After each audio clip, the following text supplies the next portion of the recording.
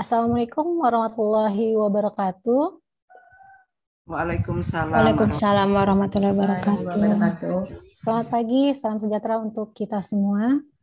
Yang kami hormati para narasumber, Bapak dan Ibu peserta hadirin webinar kegiatan pengabdian masyarakat Universitas Mercu Buana Fakultas Ekonomi dan Bisnis. Perkenankan, saya Riri Pratiwi yang akan memandu acara webinar ini. Pada kesempatan ini telah hadir bersama kita 5 narasumber yang kompeten yang akan menyampaikan pandangan dan pemikirannya terkait dengan tema kita hari ini. Yang pertama, Bapak Muhammad Thorik Langlang Buana, SEMM. Yang kedua, Ibu Yeni Dwi Handayani, SEMSI AK. Yang ketiga, Ibu Debbie Yosida, SEMSI. Yang keempat, Ibu Suarmila Haryani, SEMACC, dan yang kelima, Bapak Roy Budiharjo, SEMAK.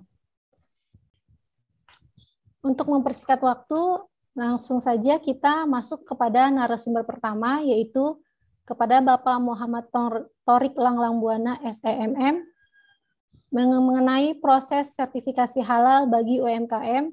Kepada yang terhormat Bapak Muhammad Thorik, kami persilahkan. Oke, yang terhormat Bapak Ibu sekalian, ini karena mempersingkat waktu, jadi saya tidak menyebutkan namanya satu-satu.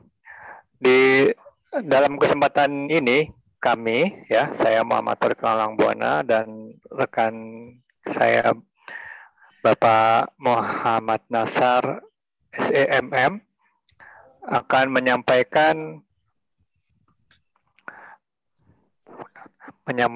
dengan judul pengenalan sertifikasi halal sebagai suatu standar pada barang dagangan. Oke. Jadi kegunaan sertifikasi halal pada saat ini begini ya.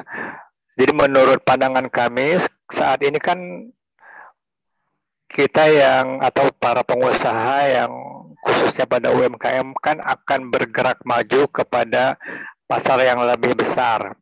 Jadi kalau kita sebelumnya katakanlah mau makan di warung atau di restoran sederhana, itu kan kita bisa melihat penampakan langsung dari penjualnya. Misalkan penjualnya itu berpakaian yang syariah atau lingkungan masaknya juga nampak halal, atau proses pembuatannya juga nampak halal. Nih, di saat sekarang ini kondisi tersebut belum tentu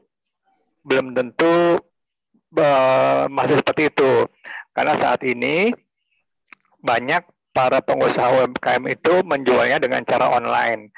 Jadi satu sama lain, penjual dan pembeli itu tidak melihat secara langsung proses produksi atau penjualnya. Yang dia tahu hanya barang dagangannya atau barang yang dibeli oleh pelanggan itu sudah sampai rumah.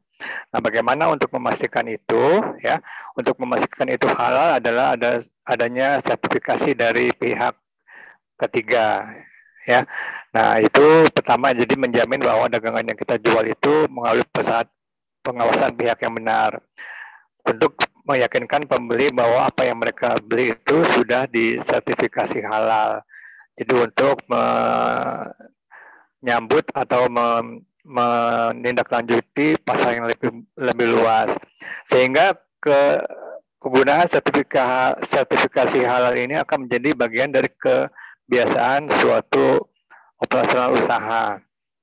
Ya, dasar pemikiran untuk menjual barang secara halal itu tentunya pertama adalah berdasarkan aturan syariah. Ya, jadi menurut surat Al-Baqarah itu diharuskan bagi umat Islam menjual sesuatu yang amanah, artinya menjual makanan dalam hal ini yang halal.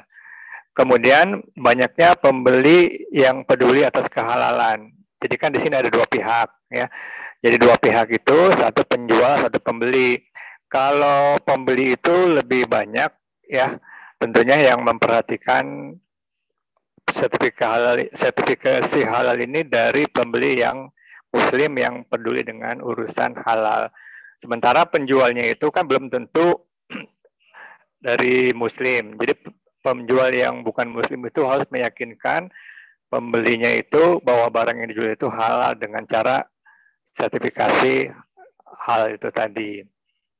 Ya, apa yang disertifikasi pertama itu adalah barang jadi, ya, barang yang dijual atau barang dagangannya. Terus kemudian barang mentah, ya.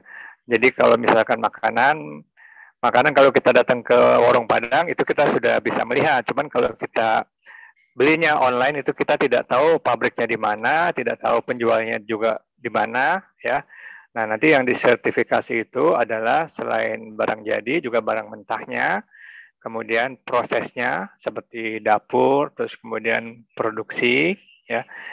Alat produksinya juga nanti disertifikasi. Dan ada beberapa yang tidak disertifikasi, ya, misalkan seperti modal.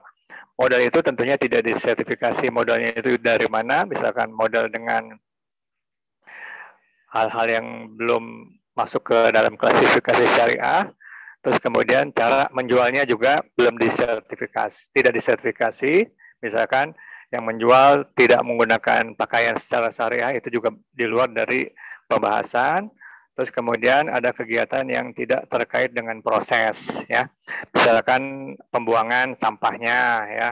Itu nanti mungkin dibahas oleh teman kita terkait dengan zero waste kitchen. Terus kemudian cara penyimpanannya itu juga mungkin tidak di sertifikasi. Kemudian bagaimana kaitannya dengan undang-undang yang di luar syariah tadi. Jadi ada undang-undang tahun 2014 pasal 33. Jadi yang menyediakan jaminan produk halal itu adalah Kemenak, ya. Jadi singkatannya BPJPH, Badan Penyelenggara Jaminan Produk Halal Kementerian Agama.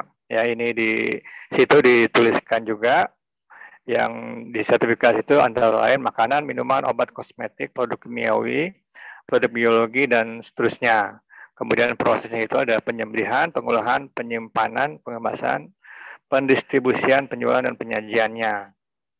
Ya, nah ini saya tidak bacakan secara rinci. Jadi alur proses sertifikasi halal itu pertama dimulai dengan pendaftaran. Ya, pelaku usaha itu harus ada identitasnya. Ya, jadi ada pendaftaran. Pendaftaran ini nanti ada rincian lagi, apakah berupa badan usaha seperti PT atau badan usaha saja, karena sekarang ini kan UMKM pun sudah ada metode pendaftarannya.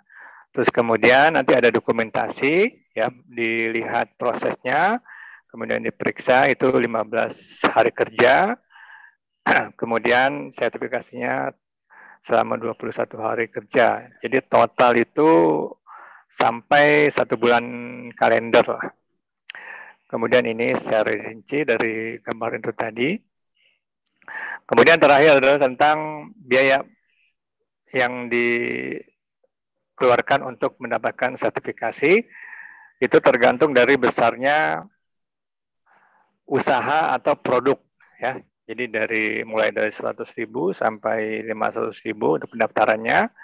Kemudian pemeriksaan atau pengujian produknya juga tergantung dari kerumitan produk yang akan disertifikasi, ya. Jadi totalnya itu sampai 5 juta rupiah. Ini referensi lebih lanjut ada dari halal.go.id dan ada di BPJH. Demikian presentasi dari saya. Assalamualaikum warahmatullahi wabarakatuh.